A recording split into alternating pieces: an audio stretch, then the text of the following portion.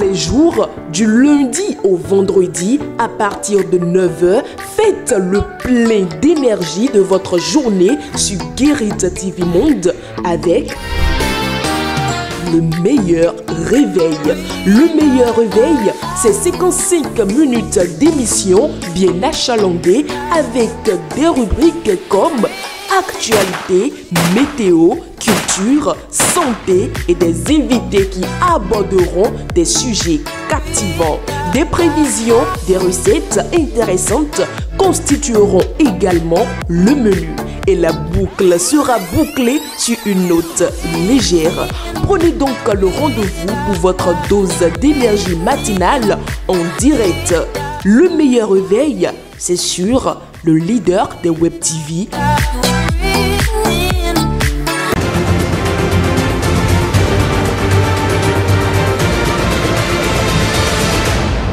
Guérit TV Monde, le leader des Web TV au Bénin. Mesdames et messieurs, bonsoir et merci de nous retrouver pour l'édition du soir de ce mardi 30 juillet 2024 sur Guérit TV Monde. Tout de suite, les grandes articulations. Le mutisme d'Olivier Bokor face à la sollicitation de sa candidature par nombre de militants et personnalités politiques a fait l'objet d'un commentaire qui vous sera proposé sous peu par Chamdine Badarou.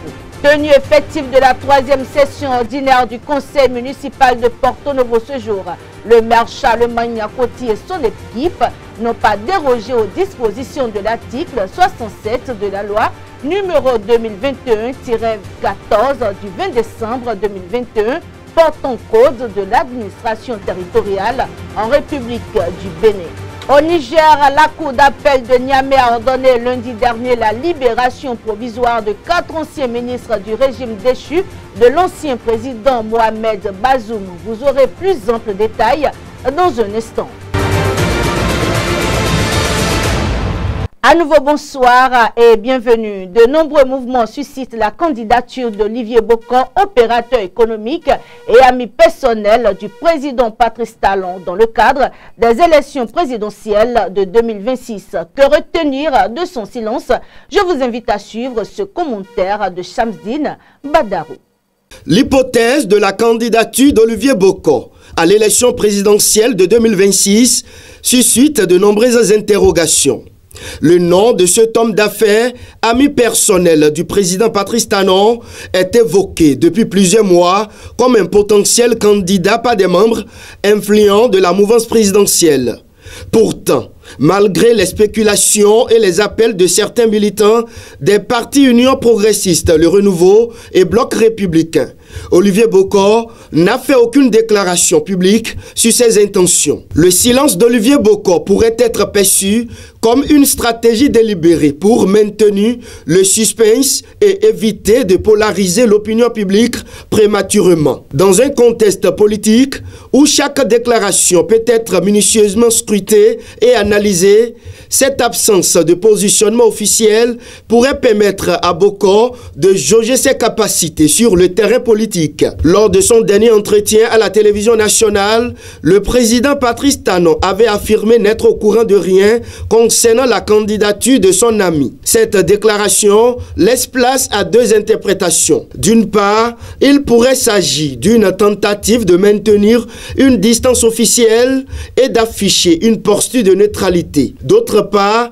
cela pourrait être la preuve que le chef de l'État ignore vraiment les intentions de son ami, ce qui semble improbable vu les proximités. Selon des sources fiables, certains soutiens d'Olivier Bokor envisageraient de quitter les rangs de la mouvance présidentielle pour rejoindre Restaurer l'Espoir, le parti d'opposition dirigé par Candide Azanaï.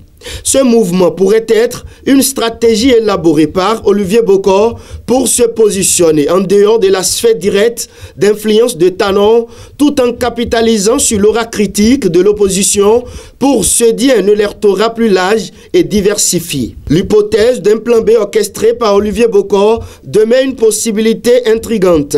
Si cette manœuvre est avérée, ce serait une stratégie visant à utiliser les ressources de l'opposition pour contourner les obstacles internes au sein de la mouvance présidentielle. En rejoignant un parti comme restaurer l'espoir, Olivier Boko pourrait bénéficier du soutien des pourfendeurs du régime actuel tout en se présentant comme une alternative crédible et novatrice. La potentielle candidature d'Olivier Boko pour la présidentielle de 2026 est un sujet brûlant qui pourrait redéfinir le paysage politique béninois. Sa stratégie de silence, les mouvements de ses soutiens vers l'opposition et les déclarations prudentes de Patrice Talon contribuent à entretenir le mystère. Qu'il s'agisse d'une véritable ambition présidentielle ou d'une tactique politique, Olivier Boko reste un acteur incontournable à surveiller dans les mois à venir. Le conseil municipal de Porto Novo, sous la direction du maire Charlemagne Nyankoti, a tenu sa troisième session ordinaire de l'année 2024.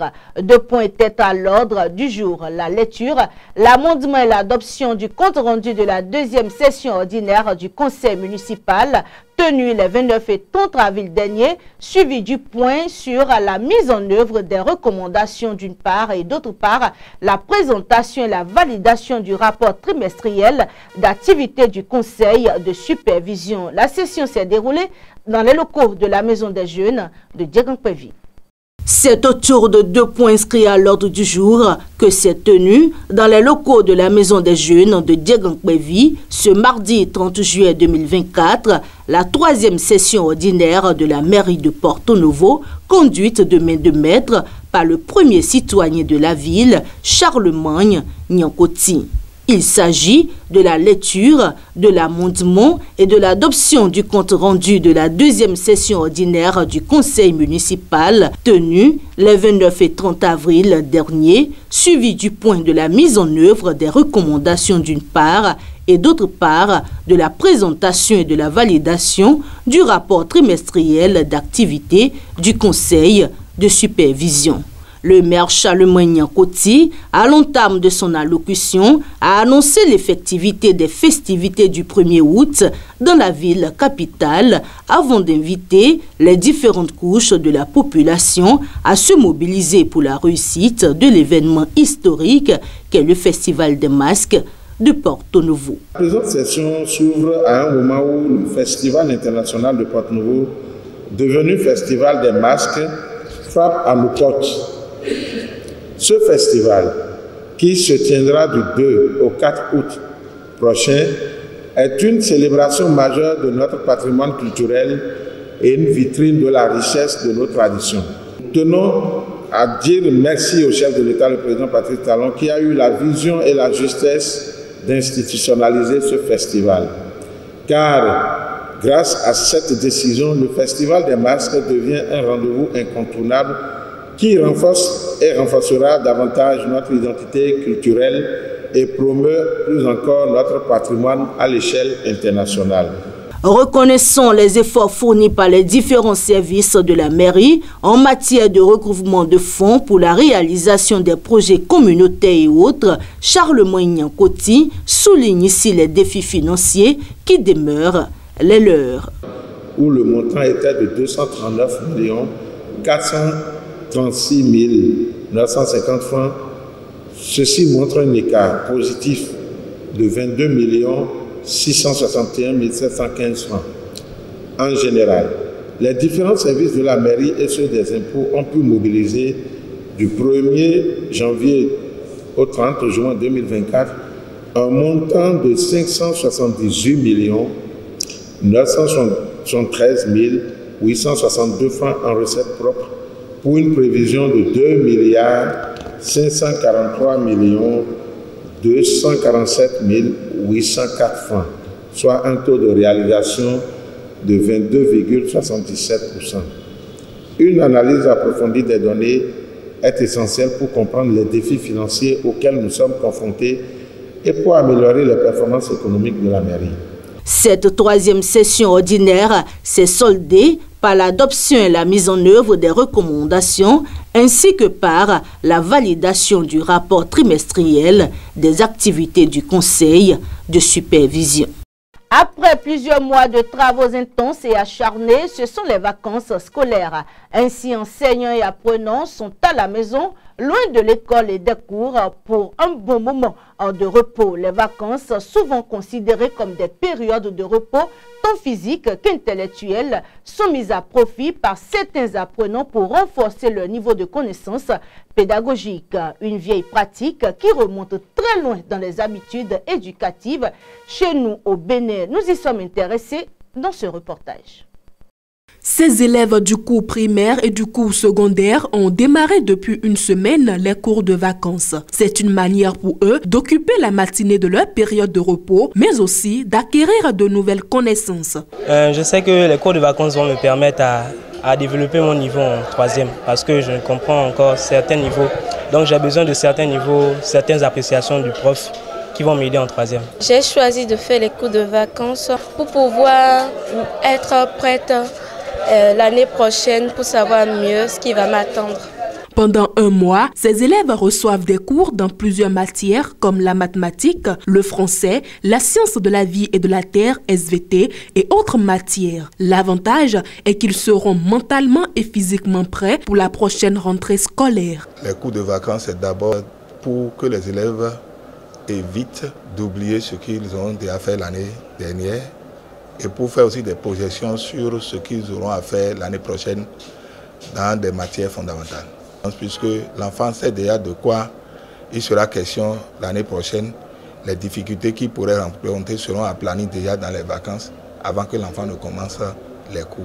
Les cours de vacances sont toutefois conseillés malgré la déviance qu'observent parfois les élèves au cours de cette période. On demande d'abord aux parents de suivre ce qui se passe dans les écoles. Ils peuvent venir dans les établissements pour savoir comment les choses sont organisées. Et deuxièmement, c'est nécessaire pour eux. Il ne faut pas, parce que ça leur permet au moins d'éviter que les enfants fassent du désordre. Vous savez aujourd'hui que les enfants, quand on les laisse, ils font ce qui leur passe par la tête. Et le parent lui-même, s'il suit bien l'enfant, il sait déjà de quoi il sera question l'année prochaine, ce que vaut l'enfant, les dispositions qu'il doit prendre, et pour que l'enfant réussisse l'année prochaine. Même si les vacances sont dédiées au repos après 9 mois de cours, il est toujours bien de mettre le temps à profit pour acquérir d'autres connaissances. Selon le psychopédagogue professeur Jean-Claude Roumenou, l'objectif principal de ces cours est de permettre aux apprenants de rester en contact avec les études après de longues semaines de pause et surtout aux élèves qui changent de niveau de prendre contact avec quelques matières de leur nouvelle classe afin de bien débuter la nouvelle année scolaire. La réalité montre qu'on ne peut pas se reposer pendant 2 mois et demi. Par exemple, si vous garez votre moto pendant 2 mois et demi, vous aurez beaucoup de difficultés à la redémarrer après. Je crois que c'est la même chose qui s'observe au niveau des êtres humains, les jeunes apprenants, les écoliers, les élèves, les lycéens, et même les étudiants. C'est vrai que les vacances sont faites pour se reposer, mais elles doivent aussi donner l'occasion de maintenir allumée la flamme de l'apprentissage. Particulièrement, les cours de vacances sont indispensables pour des élèves, des écoliers qui changent de niveau. Le contenu du programme des cours de vacances prépare les apprenants à bien aborder la nouvelle année scolaire. C'est vrai que pendant le mois réservé aux cours de vacances, on ne peut pas aborder tous les contenus du programme des nouvelles classes. Il faut que les parents sachent effectivement que les organisateurs sont des gens sérieux et que les enseignants que l'on propose pour accueillir les apprenants pendant les cours là ont le niveau qu'il faut. Ça peut être de jeunes diplômés de l'université qui sont spécialistes des matières qu'on enseigne dans nos collèges, dans nos écoles. Donc, pourvu que ce soit des gens sérieux, qui aient le niveau, quoi. Et les parents peuvent leur faire confiance et leur confier donc leurs enfants.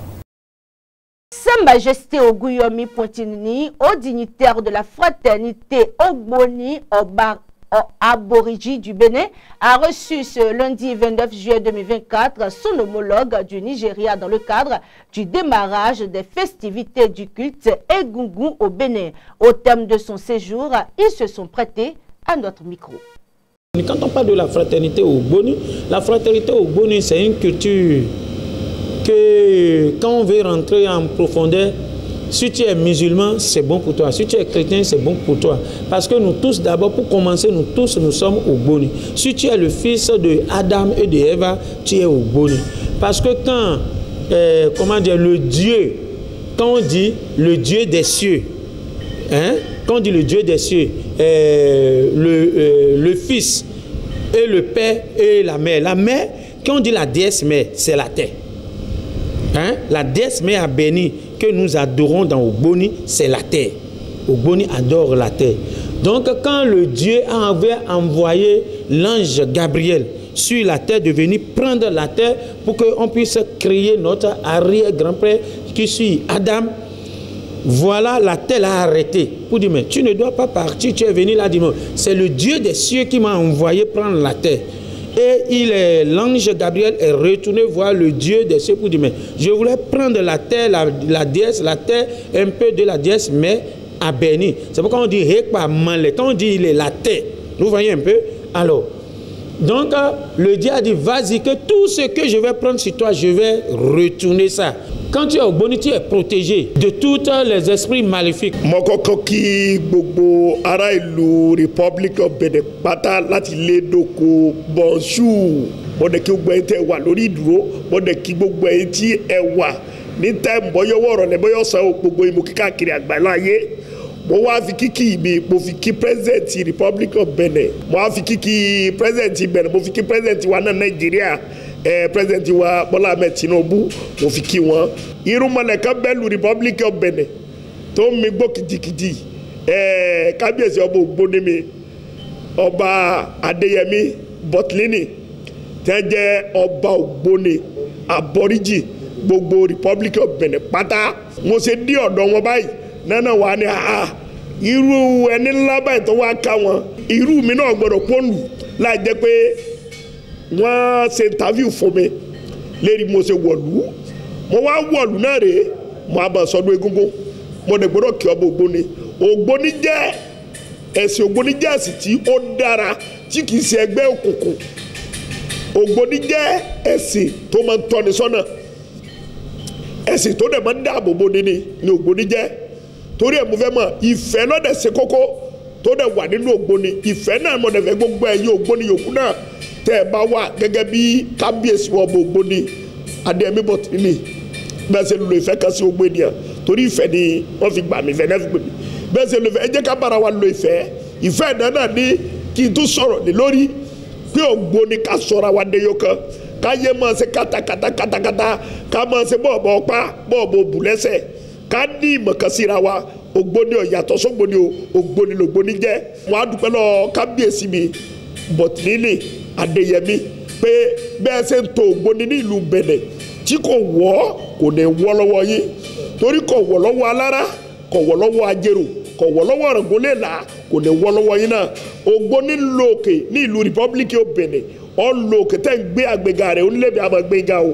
ẹ̀ẹ́nì wálẹ̀ ẹ̀ẹ́nì tí ẹ̀ẹ́nì tẹ́ o mo ṣe àkóbẹ̀ ọdún eégún náà tó a máa ṣe ní ìlú yìí mo kí bàbá ẹni ẹkú náwó ẹkú nara wà kí olúwomi Ismail náà dúrókò kàkà máa ṣe ẹkú náwó ẹkú ìnara ẹ sì kó ọ̀rọ̀ èèyàn tí alápẹ̀ni tó sọ́sọ́ níjọ́ àgàn gbogbo kọ́nà ọba àfọ̀rọ̀ kẹwọn ẹkú ìnara wà kí ọba àrísàmì náà gbogbo dọ́gbé ọ̀bìnrin ẹkú náwó ẹkú ìnara wà kí bàbá mi lórí gbé mi lékè ààrẹ mi mo kí ẹ náà ẹkú náwó ẹkú ìnara mo kí gbogbo ẹ̀yin tí kíkì mi tọ́ sí nínú ìlú yìí Martino ọ̀kàrẹ̀ òkú ìnáwó mi òkú ayásímọ̀lẹ̀ nífẹ̀ẹ́ òkú ọ̀rọ̀ arúgbó òkú ọ̀rọ̀ àṣà gbogbo ẹ̀ tẹ́ wá náà bàbá mi ò pé mo kí gbogbo ẹ̀yin tẹ́ wá láti Nàìjíríà gbogbo yín pátá òní mo kí pé a kú ìnáwó ìnara iléeṣẹ́ tẹlifíṣàn yìí tí wọ́n ṣe tàfíù náà yìí mo kí iléeṣẹ́ yóò ní jóná o iléeṣẹ́ yóò ní jóná owó ńláńlá lẹ́ẹ̀mọ̀ panu iléeṣẹ́ yìí mo á kí gbogbo yín pátá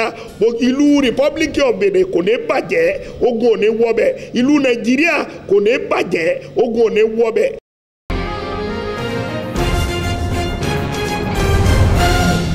Hors de nos frontières, à présent au Niger, la Cour d'appel de Niamey a ordonné lundi 29 juillet la libération provisoire de 4 anciens ministres du régime déchu de l'ancien président Mohamed Bazoum. Poursuivis pour atteinte à la sécurité nationale et crime de trahison, ils attendent désormais une ordonnance de levée d'écrou pour être officiellement libres.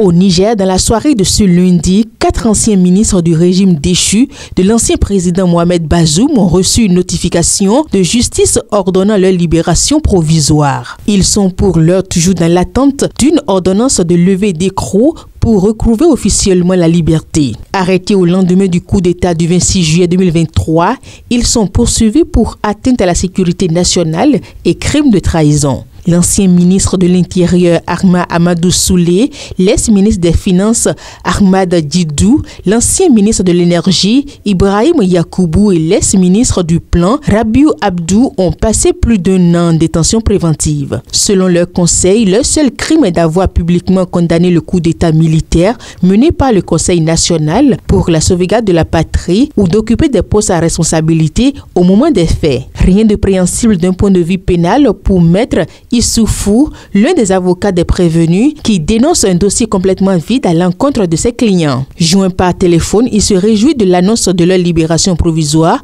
lors d'une audience de la Cour d'appel de Niamey. Il déclare continuer à se battre pour que les autres détenus soient libérés. Plus d'une vingtaine de prisonniers politiques proches du régime déchu sont toujours en détention. Parmi eux se trouve l'emblématique Abba Sani Issoufou, ancien ministre du pétrole et fils de l'ancien président Mahamadou Issoufou, retenu dans une prison à 180 km de la capitale Niamey. Enfin, il faut notifier que Mohamed Bazoum est toujours retenu dans une aile de la présidence nigérienne depuis le coup d'État il y a 1 an. Il refuse de démissionner de son poste de président de la République malgré la pression des militaires au pouvoir. Mi-juillet, la Cour d'État a levé l'immunité du chef d'État renversé. Une instruction pour l'atteinte à la sécurité nationale et crime de trahison est toujours en cours et un procès pourrait se tenir dans les semaines ou mois à venir.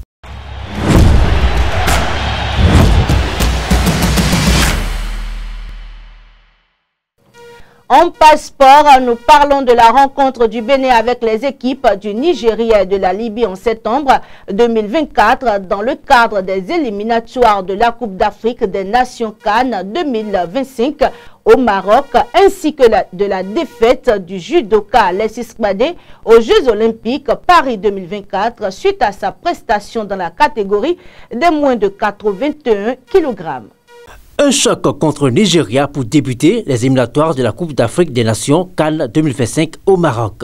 Le 7 septembre 2024, les Guépards du Bénin se mesureront aux Super Eagles du Nigeria au stade international Godwill Akpabio à Oua. Ce match sera particulièrement scruté car les deux équipes se retrouvent après une récente confrontation mémorable. En effet, le Bénin avait créé la surprise en battant le Nigeria 2-1 lors des éliminatoires de la Coupe du Monde 2026 le 10 juin 2024 grâce au but de Joël Tossou et de Steve Mounier. Ce résultat avait marqué l'histoire récente du football béninois et donné confiance aux supporters quant aux capacités de leur équipe. Toujours pour les éliminatoires de la CAN 2025 au Maroc, le 10 septembre 2024, le Bénin accueillera la Libye à domicile. La rencontre débutera à 19 h. Ce match s'annonce également important pour les Guépards, qui devront engranger des points importants. Une victoire serait un pas significatif vers la qualification pour la CAN 2025. À présent, les nouvelles du judoka béninois au JO Paris 2024. Le 30 juillet 2024, Valentin Ruinato, classé 85e mondial, a affronté l'Italien Antonio Esposito, 13e mondial sur le tatami. Malgré toute sa détermination, le judoka béninois n'a pas pu créer la surprise face à son adversaire mieux classé et plus expérimenté. Le combat s'est soldé par une défaite pour Ruinato en 16e de finale. Avec l'élimination de Ruinato, les espoirs du Bénin se tournent désormais vers Noélie Arrigo, qui concourra dans l'épreuve de 800 mètres en athlétisme. Arrigo, une athlète de renom, est l'une des principales chances de médaille pour le pays. Entrera en compétition le vendredi 2 août 2024. Les supporters béninois attendent avec impatience de voir si elle pourra franchir les étapes et potentiellement décrocher une médaille pour le pays. Ce sera tout pour cette édition que je vous remercie d'avoir suivi. À demain, par la grâce de Dieu.